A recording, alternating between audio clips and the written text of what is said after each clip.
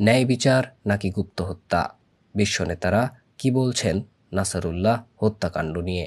ইসরায়েলের সাম্প্রতিক বিমান হামলায় লেবাননের হিজবুল্লাহ প্রধান হাসান নাসারুল্লাহ নিহত হওয়ার পর মধ্যপ্রাচ্য জুড়ে উত্তেজনা চরমে।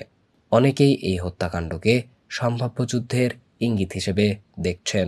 যুক্তরাষ্ট্রের প্রেসিডেন্ট জো বাইডেন একে ন্যায় বিচারের প্রতিফলন বলেছেন। অন্যদিকে ইরান এটিকে ইসরায়েলের জন্য ধ্বংসাত্মক পরিণতি বয়ে আনবে বলে সতর্ক করেছে। বিশ্ব নেতাদের প্রতিক্রিয়া।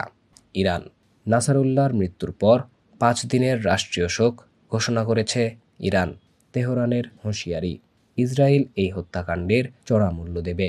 ইরানের পররাষ্ট্রমন্ত্রী বলেছেন, নাসারুল্লাহর লক্ষ্যে পৌঁছানো এখনও ইরানের অঙ্গীকার। যুক্তরাষ্ট্র প্রেসিডেন্ট জো বাইডেন বলেছেন, নাসারুল্লাহর হত্যার মাধ্যমে বহু নিরপরাধের জন্য ন্যায় বিচার হয়েছে। ইসরায়েলের আত্মরক্ষার অধিকারের প্রতি তার সমর্থনও পুনর্ব্যক্ত করেছেন।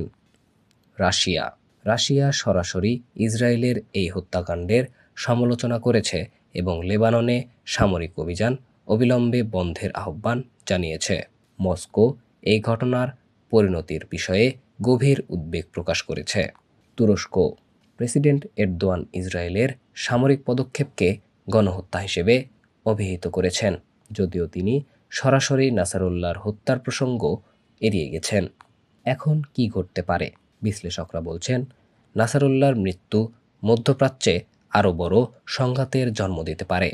ইরান ও তার মিত্ররা প্রতিশোধ নেওয়ার হুঁশিয়ারি দিয়েছে, যা আঞ্চলিক ও আন্তর্জাতিক অঙ্গনে নতুন সংকটের সূচনা করতে পারে।